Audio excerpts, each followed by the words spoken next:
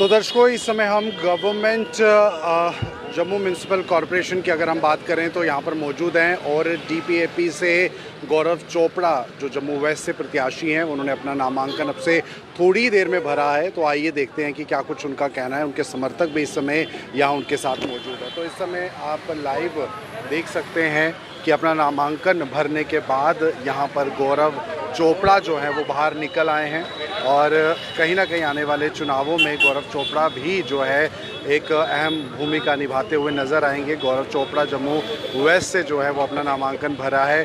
गुलाम नबी आज़ाद की पार्टी से कहीं ना कहीं ताल्लुकात गौरव चोपड़ा रखते हुए और इस बार विधानसभा चुनावों में कहें तो एक बड़े मुकाबले के रूप में गौरव चोपड़ा जो है वो टक्कर कांग्रेस को और साथ ही साथ भारतीय जनता पार्टी को देते हुए और उनके इस समय यहाँ पर जो समर्थक हैं वो मौजूद हैं। अब से थोड़ी देर पहले गौरव चोपड़ा जो है वो निकले हैं जम्मू म्यूनसिपल कॉरपोरेशन से अपना नामांकन भरने के बाद।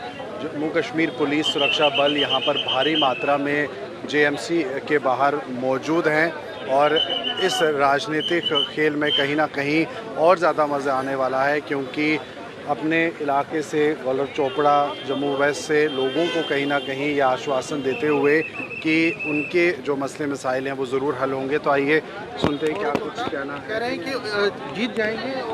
क्या कहना चाहते हैं? जय श्री राम।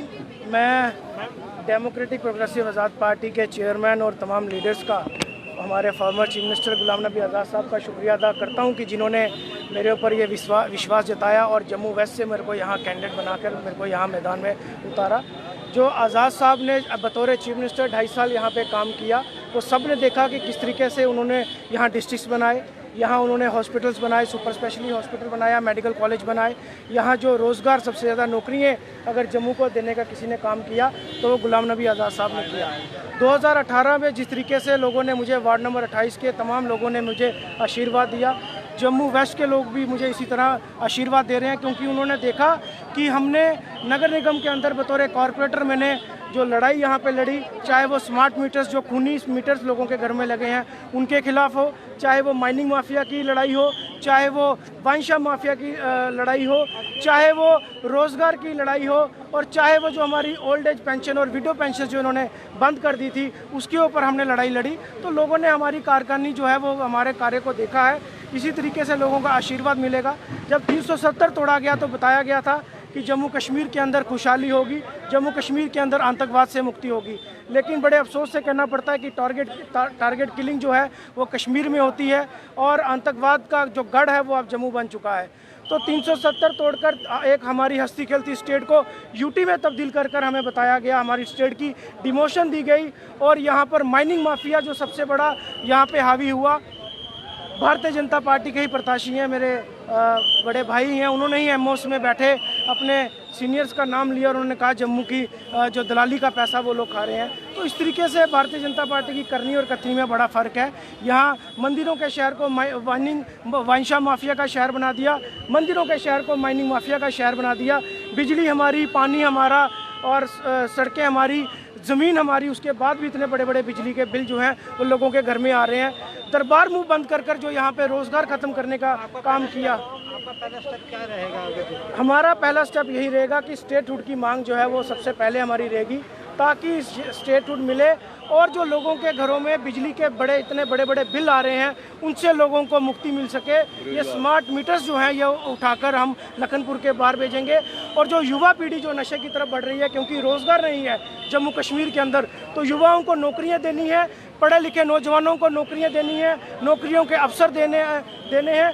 क्योंकि आपने देखा कि आए दिन प्रोटेस्ट CISF BSF के बच्चे भारतीय जनता पार्टी के, देखिए जनता की पूरी सपोर्ट मिल रही है, इतना प्यार मिल रहा है, मेरे को खुद नहीं यकीन हो रहा था, मुझे विश्वास नहीं हो रहा था कि इतना प्यार गौरव चोपड़ा को मिल सकता है। जी गौरव जी, आपसे एक सवाल है। यहाँ पर आपकी प्रत्याशी दल जो है, अगर विशेष तौर पर आपके विपक्ष की बात करें तो बीजेपी जो है गुलाम नबी आज़ाद साहब पे टारगेट करती है। बीते समय में भी देखा गया कि चुनाव में प्रचार की बात उन्होंने की, फिर वो उससे पीछे हट गए और कई सारे कैंडिडेट अलग अलग कॉन्स्टिट्यूएंसी से आप नामांकन नहीं भरा, पीछे हो गए। तो ऐसे में लगता है आपको डीपीएपी की जो छवि है उस पर एक सवाल उठता है। देखिए डीपीएपी की छवि जो है वो गुलाम नबी आज़ाद साहब ने बिल्कुल उनकी जो तबीयत थी वो ख़राब थी और अब वो तंदुरुस्त हो चुके हैं।